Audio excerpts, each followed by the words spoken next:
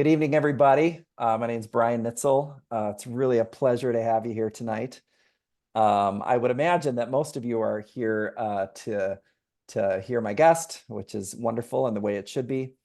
But in case you don't know about me or my organization, maybe I'll take a minute and just kind of level set about who I am and what Making Things Right is about. So Making Things Right. Our mission is to rethink the Christian response and responsibility to LGBTQ plus people, especially those who have been harmed by the church. And most of us don't have to go far to hear stories about that in our lives, but also there's some good statistics from a landmark study that I reference frequently from about 8 years ago that found that 86% of LGBTQ plus people were raised in the church. And of those, over half, 54%, left at the age of 18 or the age of consent. Why? The number one stated reason was negative personal experiences. And I think that is what our conversation as Christians should be about, perhaps as opposed to other things. And I think that's what we can help make right. So that's simply what Making Things Right is about. And the good news is, and I really try to remind people of that, and what I love about these calls is we tend to gather people of diverse theological perspectives, which is beautiful, but we all kind of have a common thread that we care about loving our LGBTQ plus neighbor well. So this work is all common ground work, which is the good news. So that's Making Things Right. These Zoom calls were sort of a natural product. We launched this initiative about 3 years ago, and some early adopters were just like, hey, how do we talk about this stuff and lean in? And so we literally just started doing Zoom meetups with 5 or 6 of us. And that's how these calls progressed. And the goal has always been the same, just to lean into this stuff together and to learn from each other and to encourage you wherever you're at in your family or your church or your community situation. So if you want to learn more about Making Things Right or the events that we host, you can visit makingthingsright.org. All right, so the plan for tonight. I'm going to give a couple updates on the next events coming down the pike in the next 2 months. Then I'm going to set up the conversation with our wonderful guest. Then I'm going to chat with him for a while about some topics that we've discussed in advance. And then somewhere along the way towards the end, we'll pivot to Q&A, which I'll talk about that in a second. And then at about 8:45 Eastern time, or about an hour and 10 minutes from now, wherever you're at, we'll wrap up the call. So that's the plan for the night. And as far as questions go, if you're not super Zoom savvy, at the bottom of your window, you should hover over more or something, and you have a chat window. So if you just hit the chat window, that'll open that up.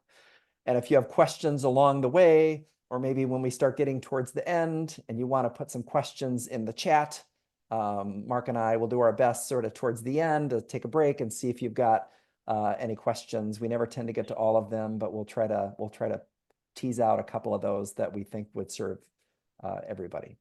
And then one final thing about respect. I fully intend that everybody on this call has the best of intentions. But when you're talking about subjects like this, sometimes people show up without the best of intentions. So just so you know, for your safety, we follow the chat, we follow the video screens, and someone's behind the scenes helping me that if anything is unproductive happening there, we reserve the right to remove people from the chat or from the call. And I only say that to all of you who have intentions to be here for good reason. So that's for your safety. So that's it for housekeeping. Let me give you a little preview on the next couple Making Things Right online events, and then we'll get to tonight's conversation. So in September, the end of September, I don't have the date written down, not sure why. It will probably be in your follow-up email, don't you worry. But in the end of September, we're going to have Alan Chambers here, who is the previous executive director of Exodus International. If you're not familiar with Exodus, they were the largest global ex-gay ministry. And about 10 years ago, they shut down the organization, and he and his board issued a wide apology to the LGBTQ community for harm done. And, and it's definitely part of my history. I'd imagine I'll probably get a little vulnerable on that call, but A lot of us in this community come from ex-gay backgrounds, come from hope for change, reparative therapy situations. It's an important part of our community's history to have empathy. And it's not that it's not that that doesn't exist in smaller amounts today. So we're going to explore the shutdown of Exodus and the current state of reparative therapy and hope for change in September. And then in the month of October, we're going to talk about side A and side B and side X and side Y and what the heck do all of those mean? And most importantly, how do we not take sides with each other in relationship and ministry? And it's real hard, from my experience, to find two people that represent diverse theological positions who love to get in the same room and find common ground. And so I have two shining examples of that with Justin Lee and Gregory Coles on the call in October. So you can expect to hear more about those in your inbox after this event. And if you want to check those out, it's at makingthingsright.org/events. All right, so allow me, if I could, to set up tonight's call a little bit. This month, Making Things Right was been really intentional to focus our efforts on the awareness and the advocacy of transgender people. A couple weeks ago, in a similar event, my friends Grace and Lucas came. They shared their hearts, their stories, and their perspectives. Really helped me and us sort of get in their shoes a little bit about what it's like to be both Christian and transgender. And I really encourage you to hear their stories. And the recording of 2 weeks ago, if you missed it, is at my YouTube channel. But tonight we turn to advocacy and, quite frankly, the urgency of it. In preparing for tonight, here's a few things that I learned from our featured speaker, if you don't mind me quoting you a little bit, Mark. Sure. You said that trans advocacy is harder now than when you began 8 years ago. Yes. That today being homophobic is no longer acceptable, but being transphobic is acceptable. That there is an evangelical and political war on trans people, and they're winning. And they're creating a boogeyman. And there is a whole lot of myths and misinformation and disinformation. And so tonight, we're going to explore the real story and how we as Christians can and must respond to the current landscape for the sake of our trans neighbor. And so to help us doing that is our good friend, Mark Wingfield. So thanks for joining us, Mark. Thanks so much. It's a pleasure to be here. The thing I need to say up front to everyone is I'm not here to tell my story. I'm here to represent the story of my friends and people I've met along the way. And because of that, I'm probably going to be emotional because I'm a crier. And as Brian mentioned, I believe this is urgent, and I believe lives are at stake.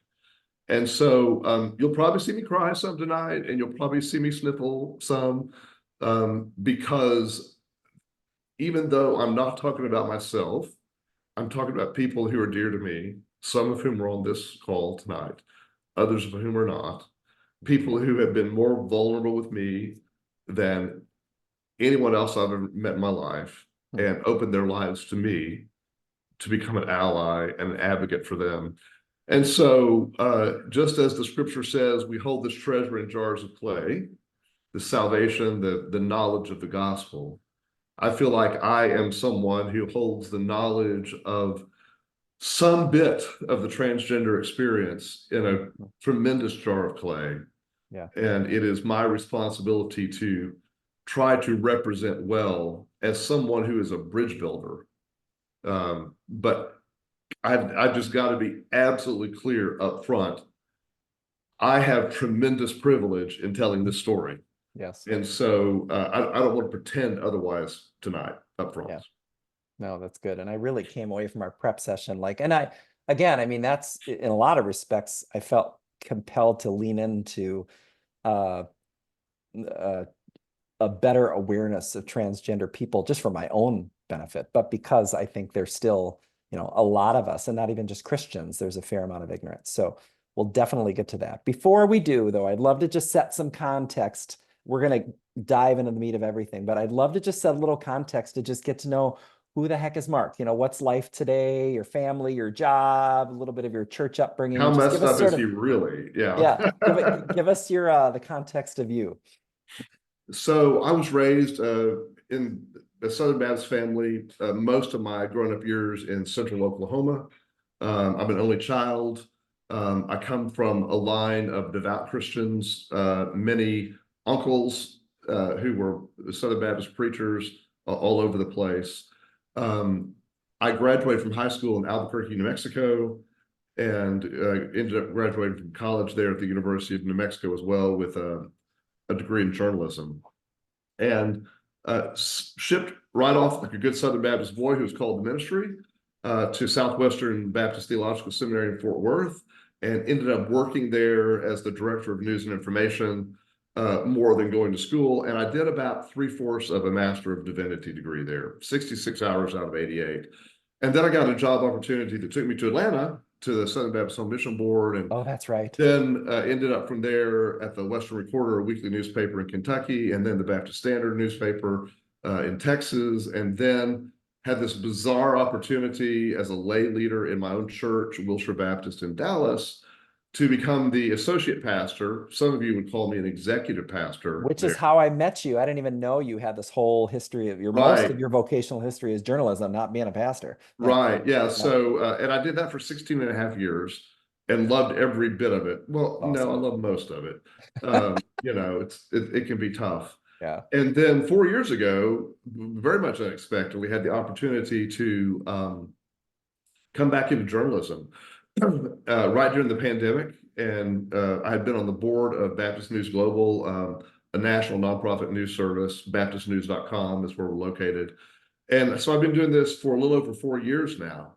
I'm married to Allison. We've been married 39 years. We have identical twin boys who are both professional jazz players. One of them is in the U.S. Coast Guard Band in Connecticut, and the other is a composer, arranger, and saxophonist who lives in New Hampshire now, and recently from Miami. That's awesome. Happy to talk about all that offline if anyone wants to know what they're doing as well. But I still attend Wilshire, where I was on staff for 16 and a half years. I still teach a Sunday school class every Sunday there. Other than That's in teaching Dallas, right? class, I Is that try to be Dallas? seen and not heard as a former staff member. That's That's great. the quick version. Yeah, no, that's perfect. I love that. And I asked you in the prep, if you don't mind, and I hate to truncate this because we could actually dedicate an entire call to this, but I would love to hear just your kind of your short version of Wilshire Baptist journey of inclusion, right, to LGBTQ plus inclusion. And the reason I mean, obviously we all care about that. It isn't transgender and specific of topic, of course, but the way that I found you was Sally Gary Yes. who is the executive director of a wonderful organization named Centerpiece. It's also based in Dallas. And I was getting to know her, and I was like, who should I talk to? And she's like, you should meet this guy, Mark Wingfield. And she gave me his book. And I'm like, well, I was all nervous. I'm like, well, let me read his book first. And I read your book, Why Churches Need to Talk About Sexuality. And it just kind of blew me away, just because it told the story of how you walked through a process of discernment and the learnings and the wins and the losses. And it just felt like this such a wonderful guidebook to a pastor to think about this stuff. So will you share a little Oh, bit about sure. that Yeah. And Wilshire thanks for the book Baptist journey? plug. The book's still available everywhere It's so where good. fine books are sold. Why churches need to talk about sexuality. And it's been the most purchased book I've got 5 books, and that's by far the most purchased out there. And I would love it to be purchased some more. It's also helpful, I think. So in 2015, well, again, I was the executive pastor of our church. At the church at the time, And yep. there's a series of things that led up to this that I won't go into because it takes long to tell that part of the story. We decided, the deacons of our church, we're a Baptist church, so we have deacons. We're a traditional Baptist church. We don't have elders, Yep. we have deacons. And the deacons decided, with a request from the deacon nominating committee, who'd been running into a problem, because there was a gay man in the church who had been nominated to become a deacon for 5 years running. And he was the most devout, deacon-like person you can ever imagine. But we were a don't ask, don't tell church, and we didn't have any way to deal with this. Yeah. And so the whole thing sort of got put forward. And right at the very same time, Obergefell happened in the summer of 2015. And so suddenly churches are having to decide, are we going to do same-sex weddings? And what will we do? What, you know, oddly, the debate became about, it's sort of Dr. Seuss like, would you do a wedding in the chapel? Would you do a wedding in the garden? Would you do a wedding in the sanctuary? Would you do it upside down? Would you do it laying Right. down? And people had all these bizarre opinions about what we should and shouldn't do. You know, I had one church member come to me and say, you know, I would be fine if we had a same-sex wedding in the sanctuary, as so long as the couple who's getting married promised to never have sex. Oh, well, that's an interesting opinion, you know. And someone else came and said, well, I think you can have a wedding in the chapel, but not in the sanctuary. Or you could do it off-site, but not on the, or you could do it in the prayer garden. Yeah. And There was no rule book for this. Right. I mean, Yeah. this is what churches were dealing with. Yep. So we appointed an 18-member inclusion and diversity study group to look at these issues. Now, some people got in a wad because, okay, we weren't looking at everything in inclusion. I mean, this was DEI light. But we were already way ahead on the race issue, except for some people in church who didn't get the memo. As you know, as a whole, the church was on board, was very involved in racial justice, very involved in gender justice. We were we ordained women since 1979. Okay. So a long history there, but we hadn't really dealt with this issue. So this 18-member group that ends up meeting for 18 months out of this very thorough process. And I have to, I'm going to fast forward for just a brief little side trip and I'll come right back. Yeah. We could not have known then that the very neutral chair of that task force had a child growing up in our church who 6, 7 years later would come out as transgender. I mean, you can't make this stuff up. There was, I mean, no one knew this. No one could have predicted this. And so in the course of this study, we met, I'm trying to remember the number, over 18 months, I think we met something like 30 times. We were meeting almost every week for a period of time, did all sorts of reading, and this was 2015 into 2016. Reading of like probably all different perspectives, right? To the extent we could find them. Yep. And there's much better literature. I mean, think about 2015. We came up with a bibliography, and Matthew Vines's God and the Gay Christian was a brand new book at the time. Yep. Colby Martin's Unclobber was just being published. Yep. And so there, in particular on the issue of trans identity, there was not much there, just not much at all. There's so much more now than there was then, but there's still not enough on that particular issue. So it became difficult. And we weren't going to go to extremes on the far right, you know, just really hateful stuff, and put that on the list. So our group did all sorts of reading, and we would come to meetings and have book reports. And then we had members of the church who were affected by this come talk to us, and a lot of study, a lot of praying, a lot of research. Along the way, we were probably 2/3 of the way through this. And it was May of 2016. And if you think back to the context of May 2016 and all that's going on in the national political scene and everything. Yep. Someone asked the question in the study group, well, we've talked a lot about the L and the B and the G, but we've not talked anything about the T. Could someone help us on this? Well, we had a woman on the study group who is a pediatrician. We had another woman on the study group who is a geneticist. And so at the next meeting, the two of them made a presentation and explained transgender identity to us. And I said, I can tell you exactly where I was sitting in the room. I can see the whiteboard. This was 7 years ago. And it was 8 years ago. My brain was exploding because I thought, look, I'm a pretty well-educated guy.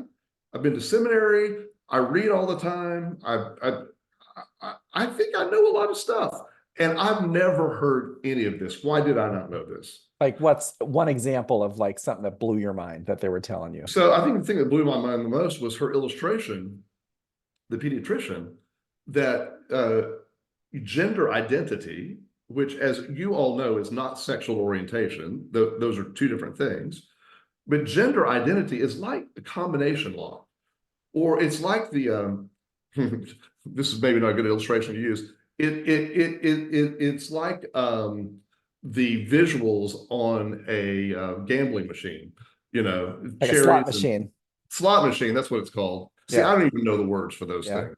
Uh, uh, everything's got to line up just right to be what we consider to be heteronormative. Hmm. But it doesn't always line up that way. Hmm. It's chromosomes. It's the brain functions. It's 3 or 4 different things. And she explained all this on the whiteboard and drew it all out and said, for 98% of people, these things line up the way we're accustomed to them. But for another 1 to 2% of people, they don't. Hmm. And there's a lot of variations in that. And I thought, well, my God, that makes perfect sense. So I was a columnist then for the news service I now run, Baptist News Global. Mm-hmm. And I went on a Wednesday afternoon and sat down at my favorite restaurant to work at for lunch and wrote a column called 7 Things I'm Learning About Transgender People. And it began, I don't know any transgender people, but I'm trying to learn. I remember that. Yep. And then I explained these 7 things I'm learning out of this. And it was published Friday morning of that week. I woke up that morning at like 6:30 Central Time. It had been published at 5 a.m. Eastern Time. And my phone was blowing up. My email was blowing up. My Facebook was blowing up. Everything was blowing up. And my wife and I just described watching Facebook as being like watching your electric meter spin on a hot Texas day. It was just, it was just going crazy. And Yeah. in short order, that column was viewed 1 million times. I've never had anything else I've ever written in my entire career that's been read that many times. And that led to the opportunity to give a TED Talk in Charlottesville, Virginia later that year. And it led to so many opportunities. But the main thing that happened is this. Immediately, I started getting phone calls, emails, text messages, Facebook messages from folks. And it always went like this. I read that you don't know any trans people. I'd like to be your friend. Hmm. And that ought to get you teary because here are all these people, I mean, by the dozen reaching out to me, and they would invite me to come sit with them for coffee or for breakfast or for lunch or dinner. And I would go sit, I would just listen because I discovered there was so much I didn't know, and I would listen to their stories. And I would weep with them about their pain because every one of them had been raised in the church. Hmm. Every one of them had been raised in the church. Hmm. And every one of them had been rejected by the church because of who they were. Hmm. And the burden of that was overwhelming.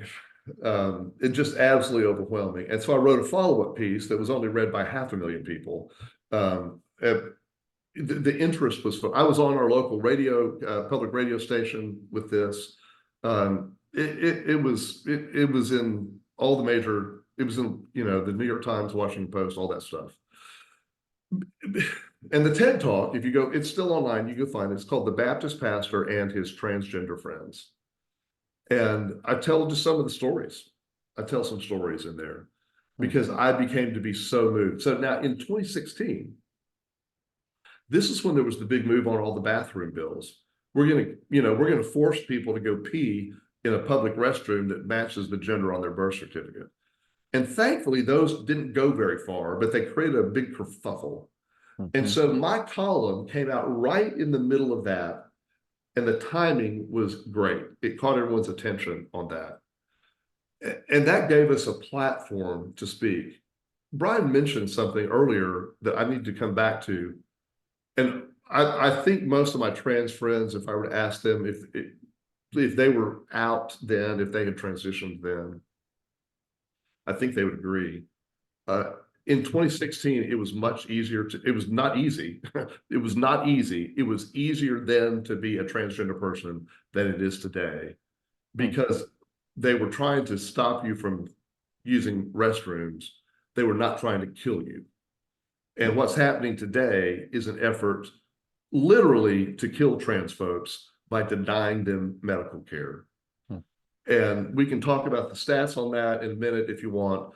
That's why Brian says this is urgent, because what has happened since 2016 through the Trump administration and then the Trump administration's loss in 2020, and there is a direct pipeline from Focus on the Family in Colorado Springs, Colorado, to a whole network of advocacy groups.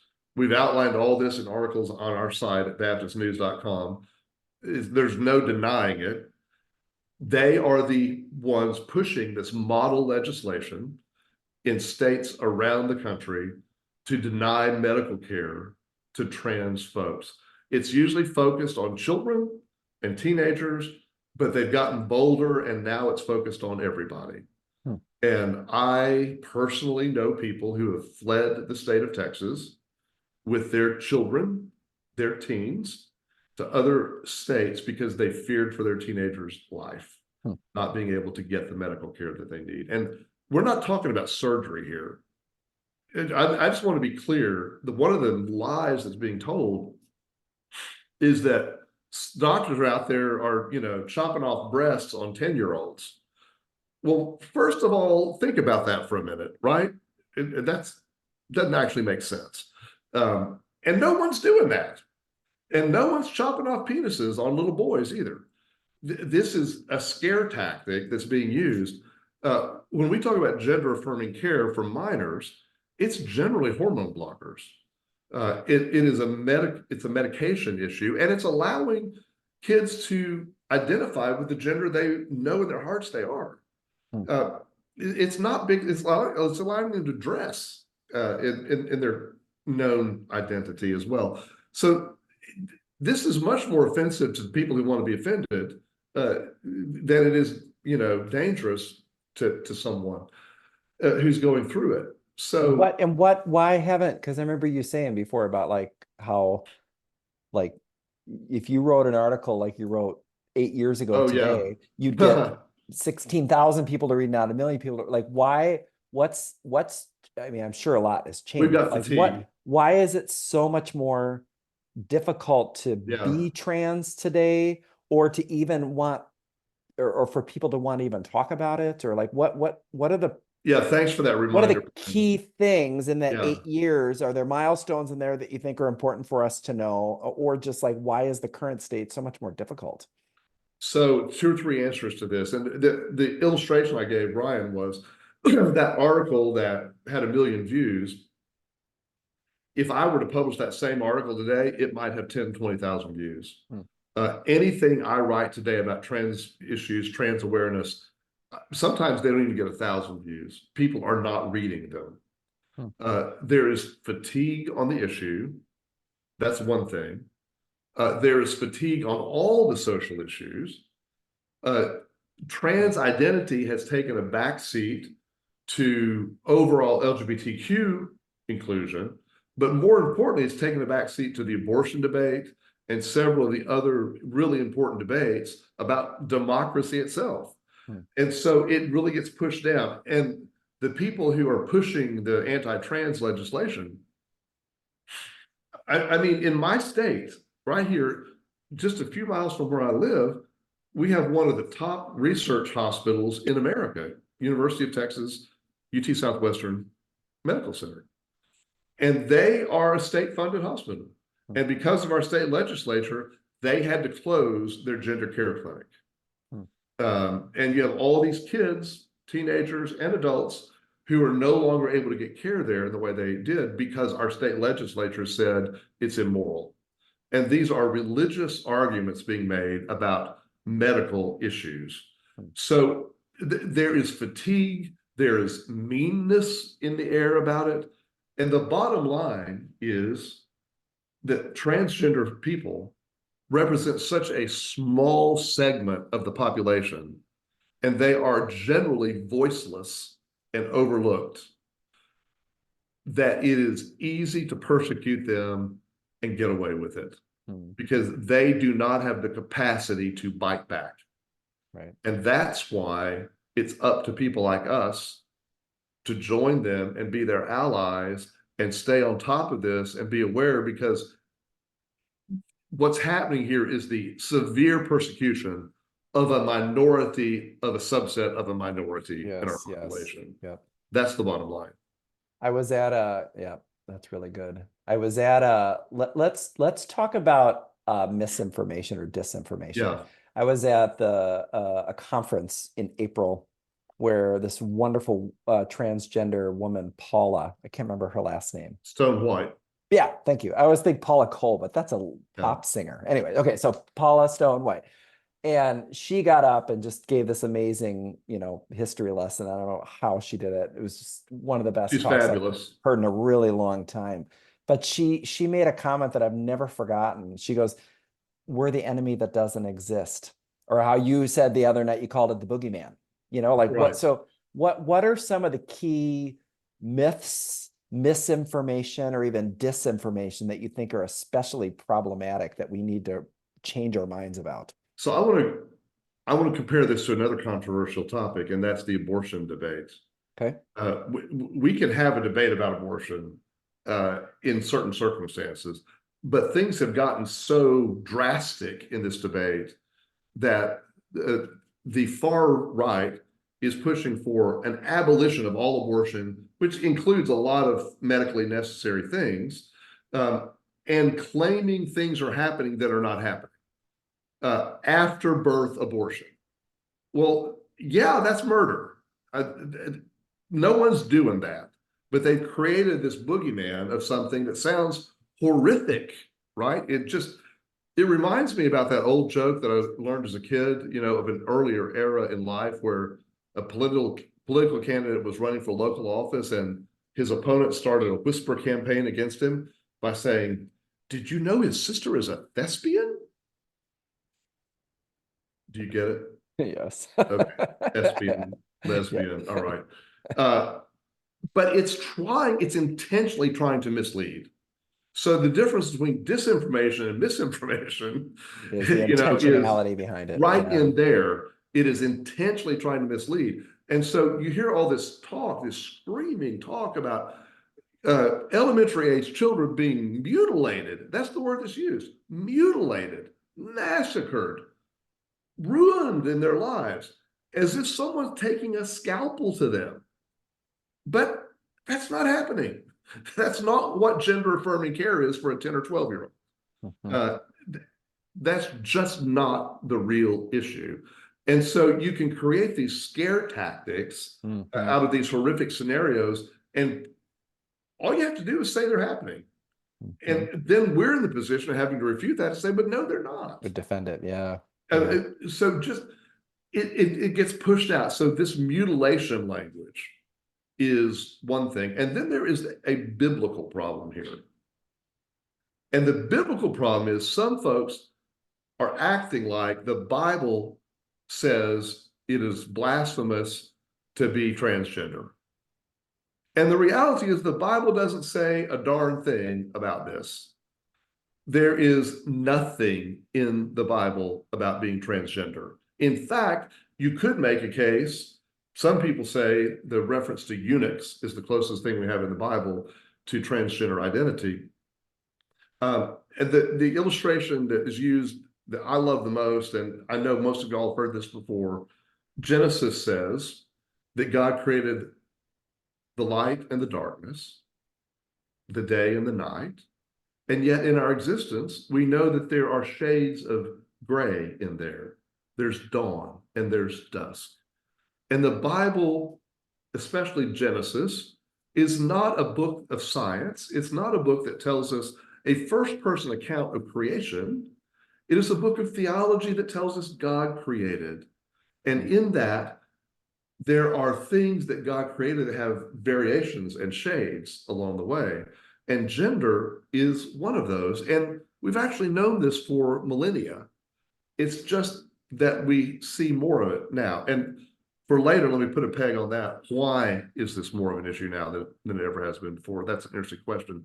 But the misinformation, the disinformation is really most often based in scare tactics. And this goes into the library bans, the book bans, and the teaching, and some of the folks I hear have the crazy belief they're going to send their kid to a public school and the teacher is going to lead them to believe that they're transgender. And again, I just don't think that's happening. And the other thing I say all the time, if you ever talk to a transgender person, nobody in their right mind would choose to do this just to get attention.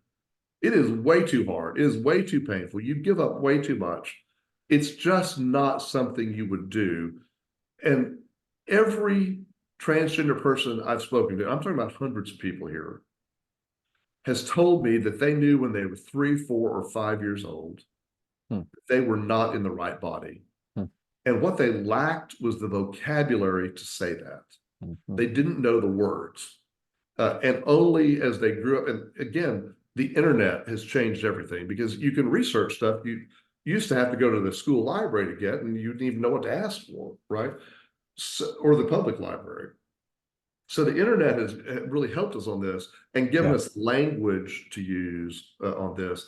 But the overwhelmingly common story is that folks knew from a very young age that they didn't somehow match their body, their parts and their brain, didn't match. And they often go through the teenage years trying to justify that different ways. It's very common for a trans person to first of all say, well, I think I'm gay.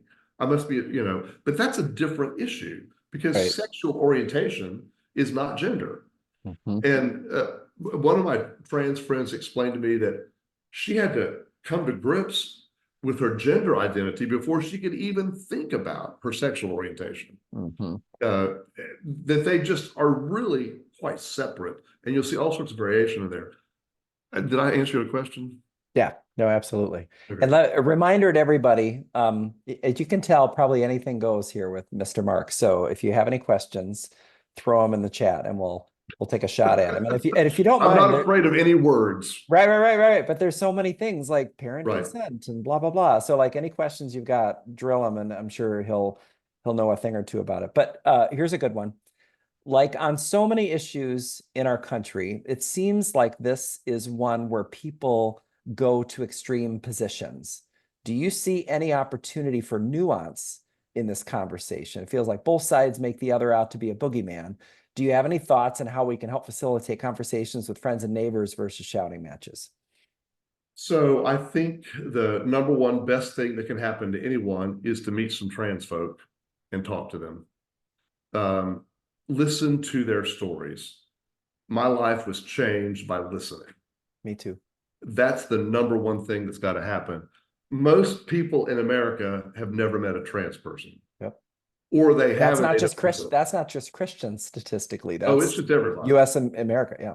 Right. And that's not only because they're a small percentage of the population, but it's because most of them are hiding. I mean, the last thing they want to do is talk to you about this.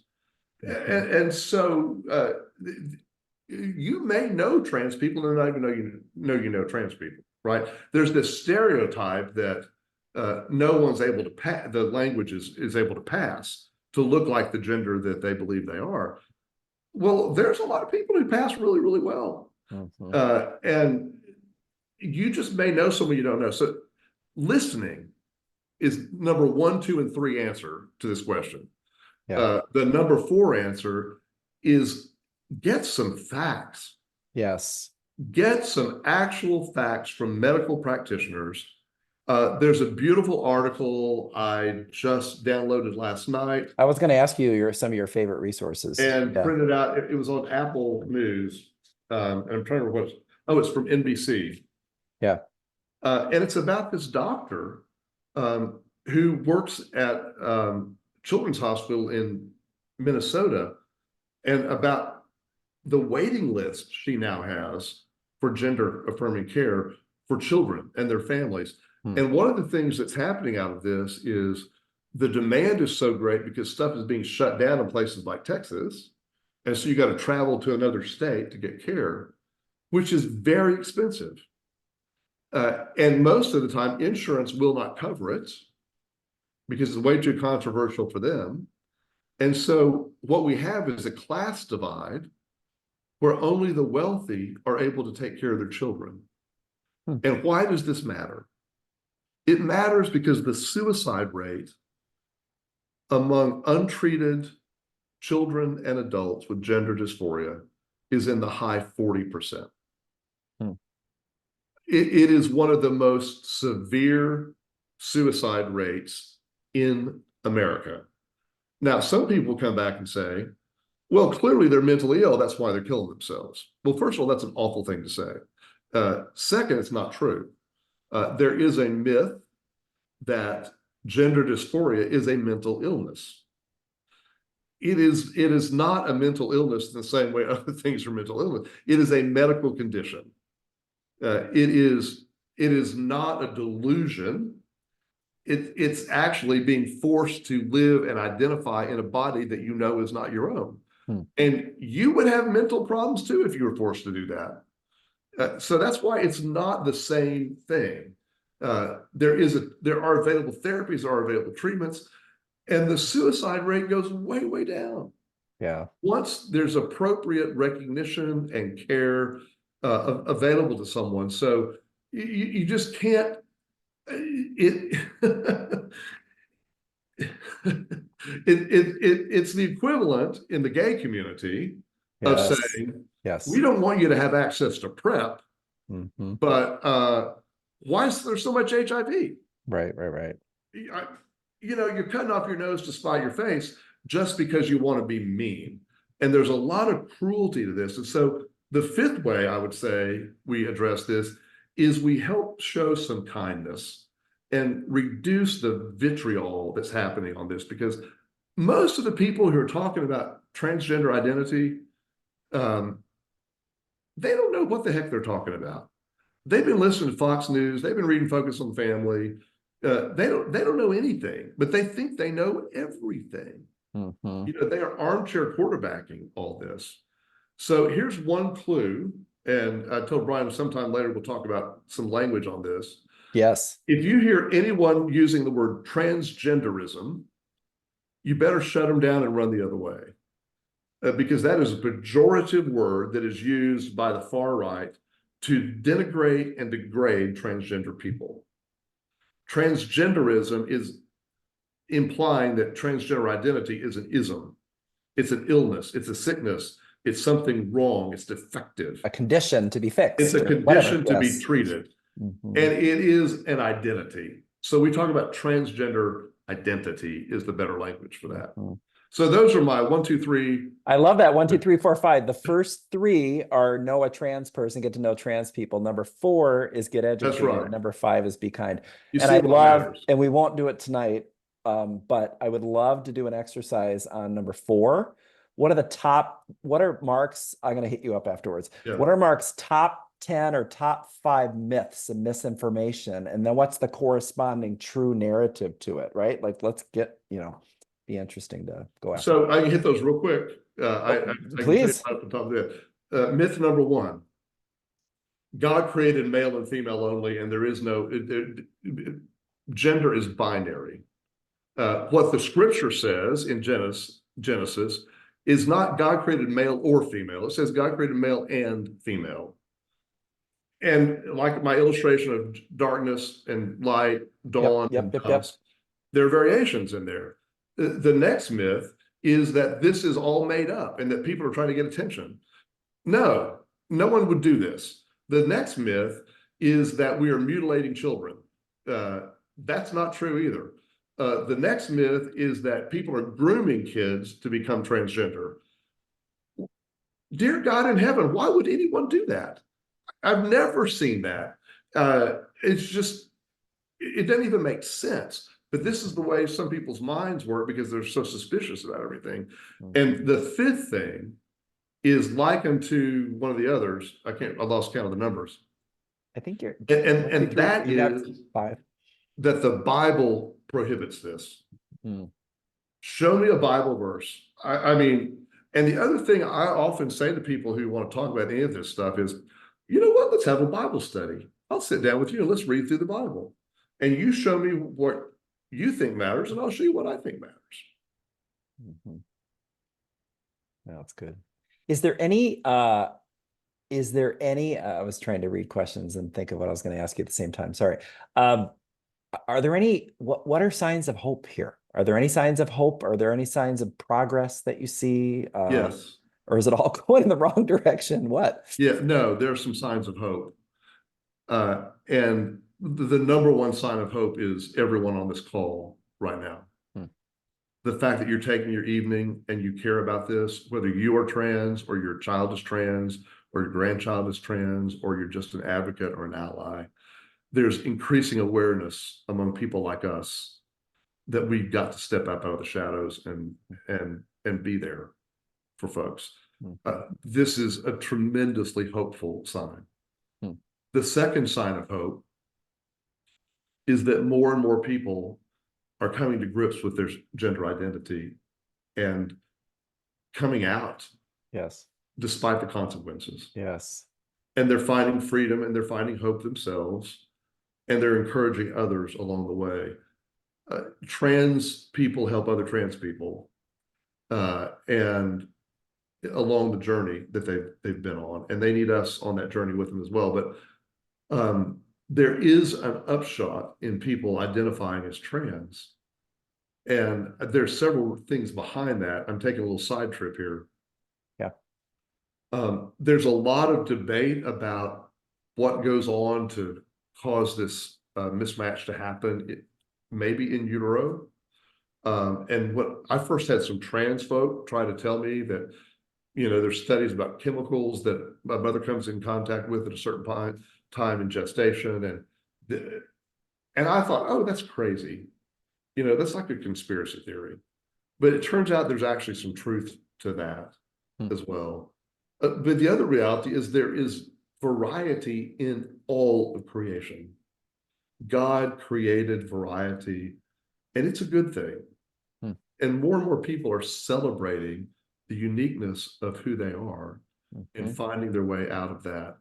And I won't name names, but just seeing some of you here on the call tonight and knowing your stories. And the other bit of good news is there are some folks, there's a lot of folks who have very smooth transitions. We hear about all the awful ones and the people who get disowned by their families.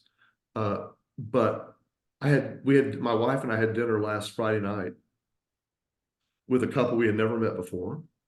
They have been friends for 40 years with my son's in-laws. And they met in a Catholic church singles group 40 years ago. And it turns out this couple has a trans child. And I actually know the person who this trans child's partner is and didn't know that this was what it was a revelation. I don't think it was a revelation. It was a beautiful thing. And here's a case where parents, a sibling, a community of friends did the right thing and accepted this person right out of the box, even if they had to say at first, I don't understand, but I'm going to learn. Yeah. The best thing you can say is, I don't understand, but I want to learn. It's not enough, even the father in this family said, it's not enough to say, I still love you, because that's not the same thing as understanding. Yeah. What trans folk need is people like us, their families, friends to come along. The other sign of hope is that in this younger generation, and there's some new data out today from Public Religion Research Institute, PRRI, and Melissa Deckman's new book that's just out on Gen Z. There's tremendous new data showing that among the younger adults in American society today, there's so much more acceptance than in older generations like mine. I'm the tail end of the boomers. There's so much more acceptance because these kids have grown up amid more diversity and they're more open to that. And if their number can increase, that's going to keep making a difference. But we have some real trailblazers among us today, some pioneers in this. One of my trans friends transitioned in 1992 in Southern California. And I wrote the foreword to her book. She's had quite a journey, and there's more I can say about that I won't go into here. People have been doing this for a while. This is not as new as some people think. It's just come to our awareness now. Yep. Yeah, it's more front and center. Here's a question for you, and I'm going to retranslate it a little bit. Can you address the issue of fear on both sides of this issue and a path through the fear? So when I hear that and retranslate it to myself, I think, what are the fears of transgender people, which you've stated some of them, and then what are the fears of more traditional thinking Christians or any Christians who just have a really hard time leaning in on this? Like, what are the fears of folks that are not on board on both sides? So I've got a very good trans friend on this call who has been posting on social media pretty regularly about her fears, and I'm just going to echo some of her words. There's a fear for her very life being threatened by access to care. So think about if you are in an automobile accident and you're a trans person and you're carted to a rural emergency room with folks who don't understand why your parts don't quite match what they expect. Yeah, and don't want to understand. And don't want to understand. What kind of treatment are you going to get there for your life-sustaining injuries? Let's say that hormones, the proper hormones, have saved your life, but your insurance company says, we're not going to pay for those anymore. Or your state says, you can't get those anymore. That's a real thing. So the very medication that's keeping you alive is going to be denied to you. What if you can't get your correct gender on your driver's license and you get stopped by a cop somewhere and your driver's license says you're a male, but you look very much like a female to the cop who stopped you? That's not going to be a good situation. And it's just all of these things that cascade on top of each other. Can you get hired in a job? Can you keep the job you currently have? What would be the response for that?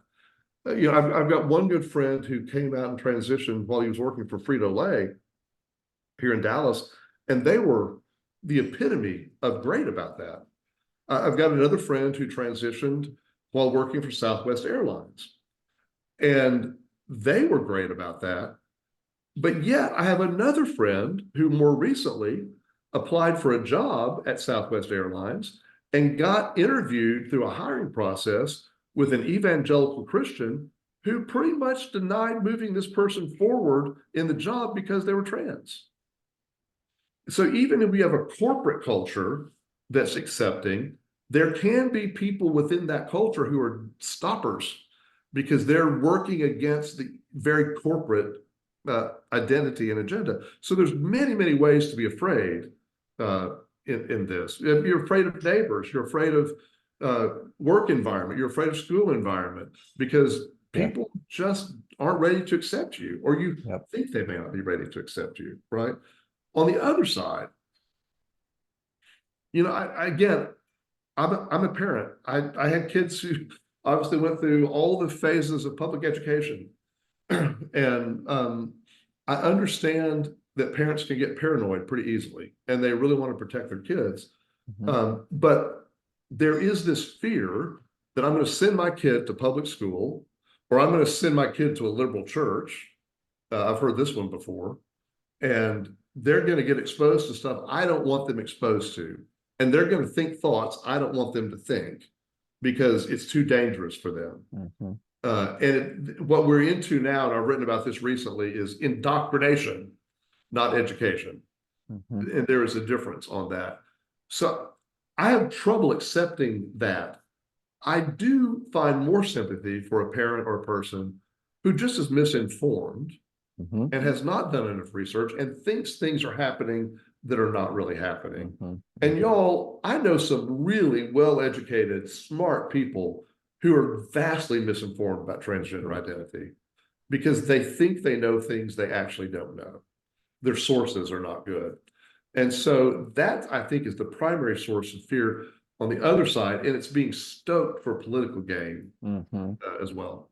But I remember when we were preparing though, like you talked about how like your expectations have had to change so much in the years, right? Like your expect if you could just get people to care or whatever. But like you said though, that people's capacity to understand here is small and it's limited, but most people have capacity for learning. So it's like, is it a willingness thing? Is it a like, how can, again, it goes back to like, what can we do to help to help people get over fears? So I'll use an illustration here that I've used in the past about relationships in general, and I think it's true about compassion and compassion fatigue.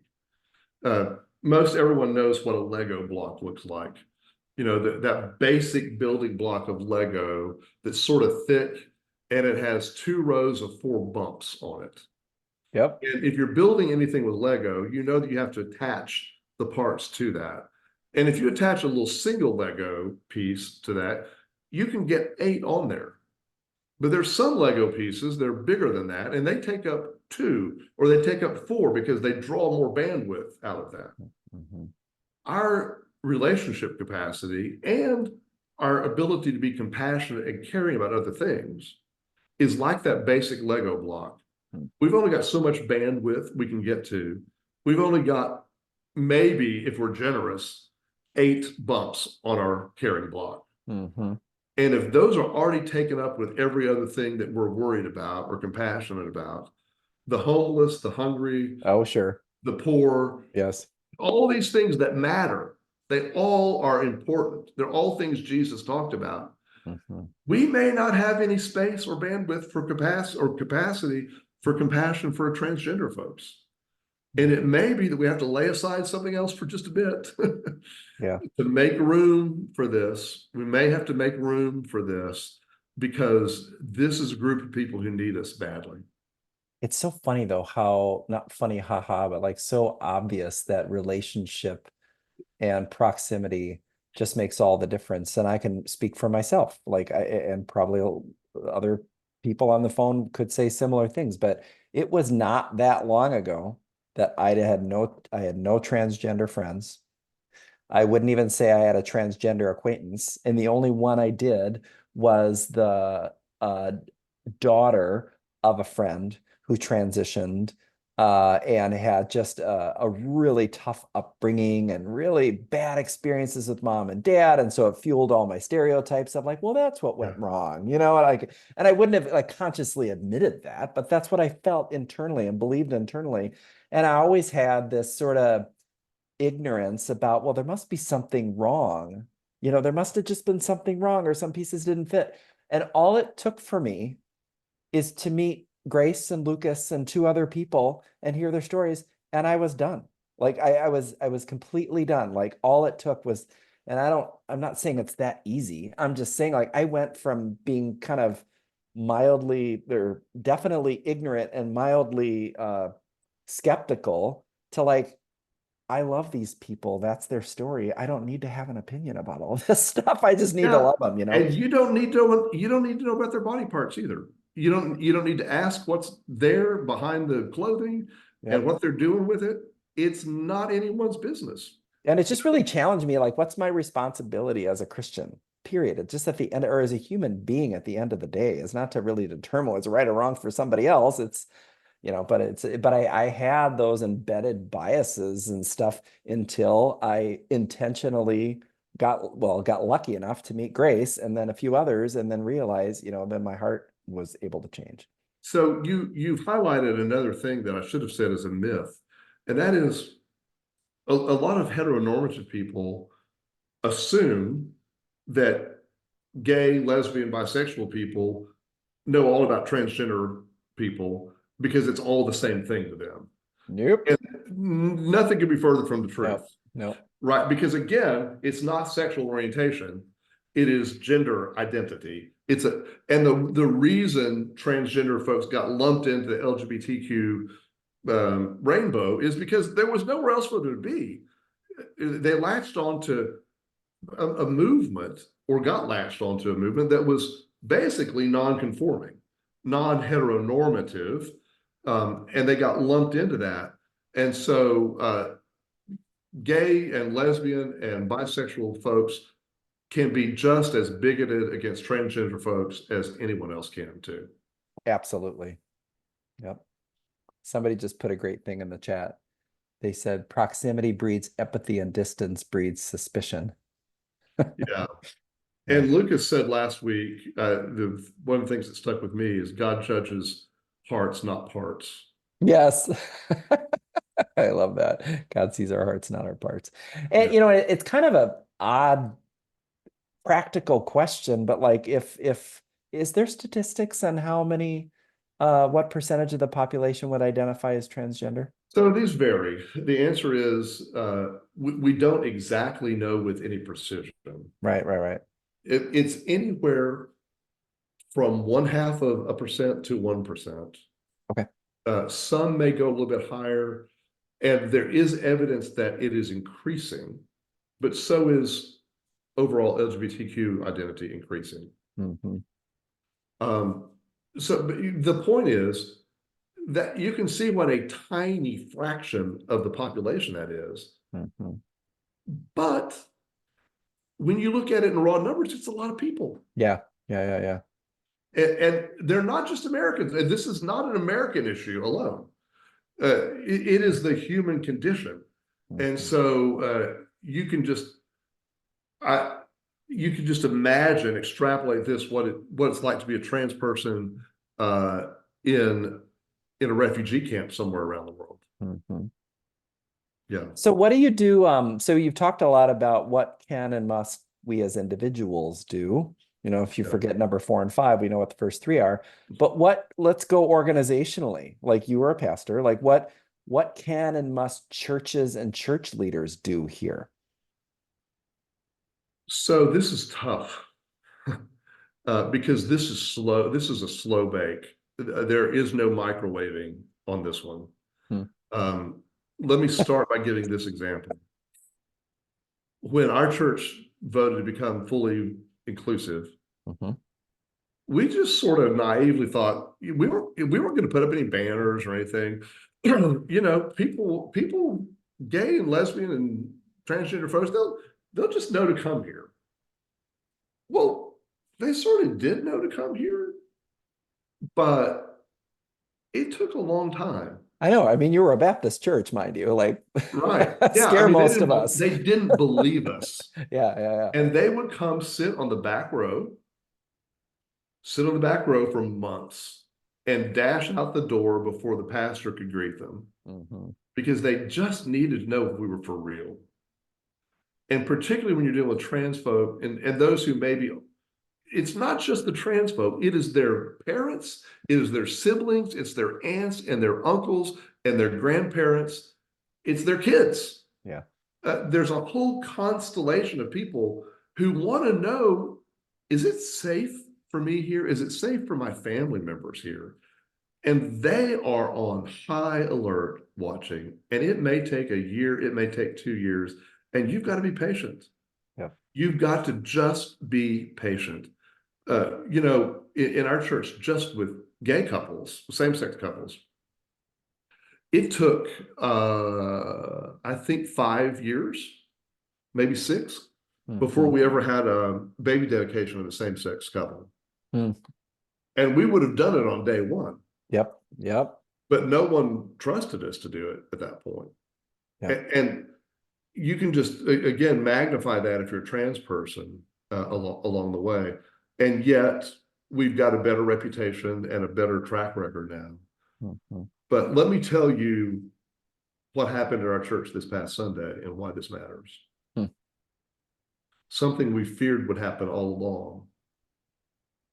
I teach an adult Sunday school class. I've taught it for 23 years or more. It's an intergenerational class. We meet down on the first floor of the church parlor.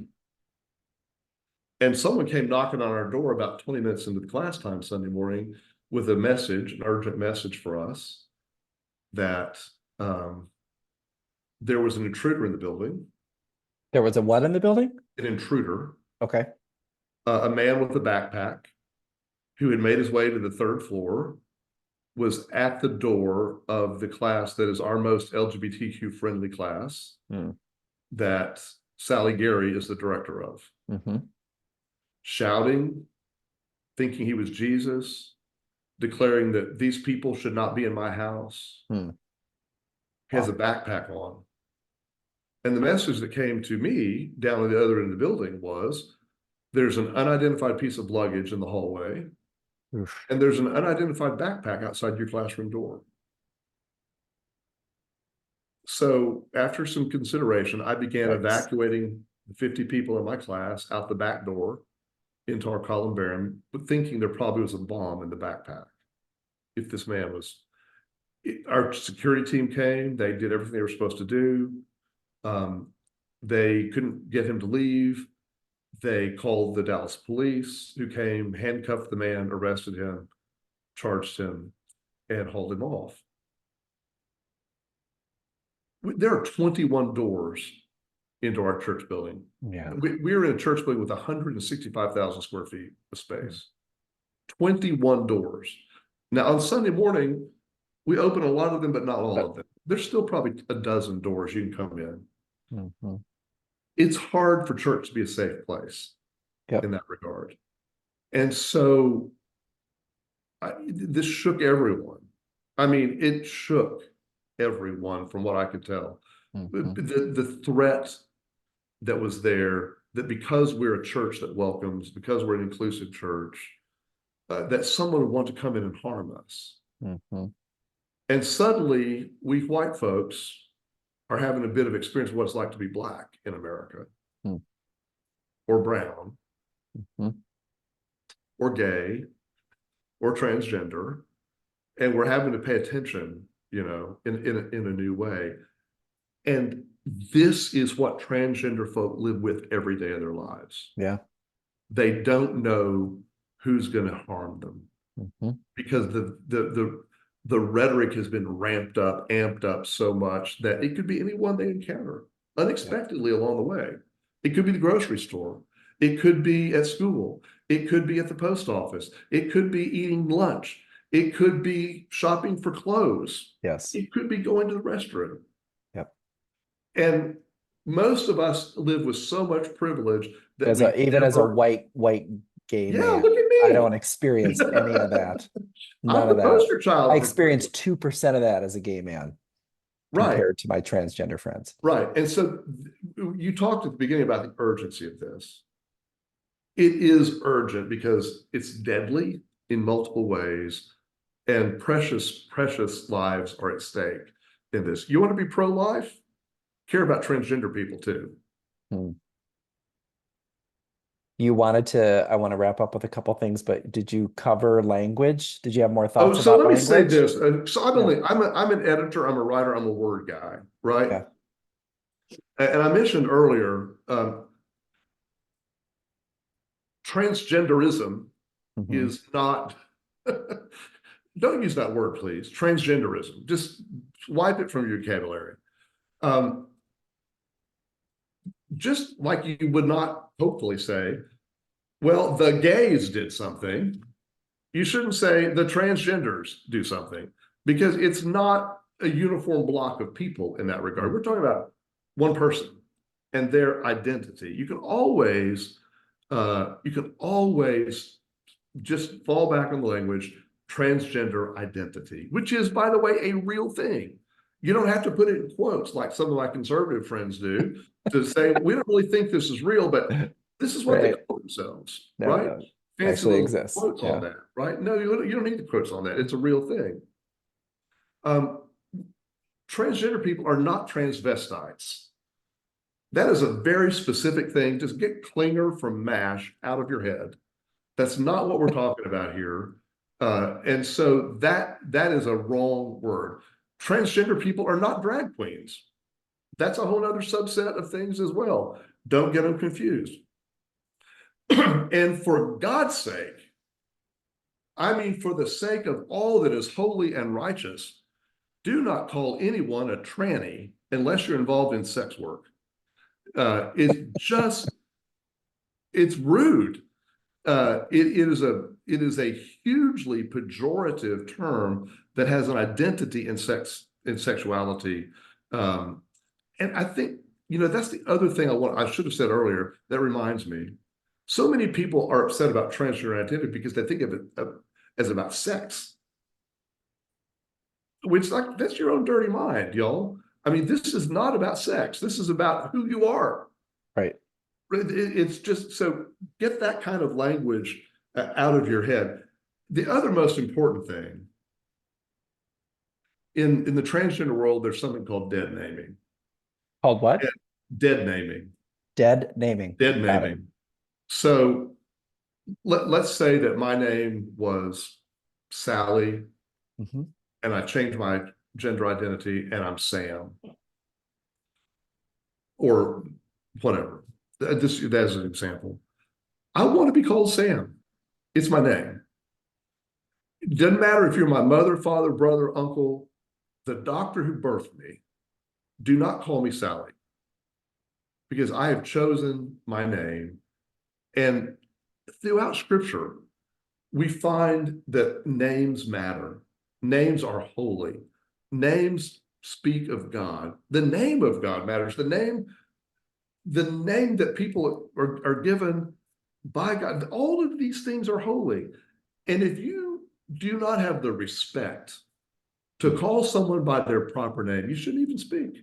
Hmm. It is absolutely one of the rudest things you can do to dead name someone, and it will send people spiraling. It's so traumatic. Don't. I mean, are you going to call Paul Saul in the New Testament? All right, there's an example of that as well. I love it. Number I could 5. go on, and I'll stop right there. I know it's all good. Number 5, be kind. Number 4, get facts. And the top 3 are no trans people. No Thank you. trans people. Yeah. Thank you, Mark. We could talk a lot longer, but thank Well, you let me so say, much. for anyone watching now or Yes. later, I really am open to conversation. My email address is very easy to know. It's Mark, M-A-R-K, at baptistnews.com. I answer all my emails. He does. Send me an email. I'm happy to have a conversation with you. And if you go search our website at baptistnews.com and look for transgender, you will find a whole lot.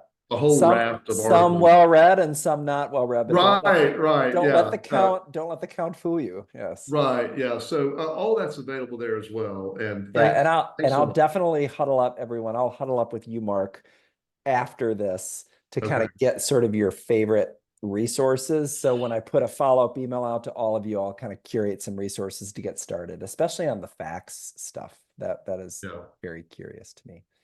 So thank you so very much. Thank you everyone else for joining the call. Appreciate it. Have a wonderful night. We'll get you a follow-up email with some resources, Thanks, everyone. hopefully in the next couple days. Have a good night. Thank Bye-bye. you.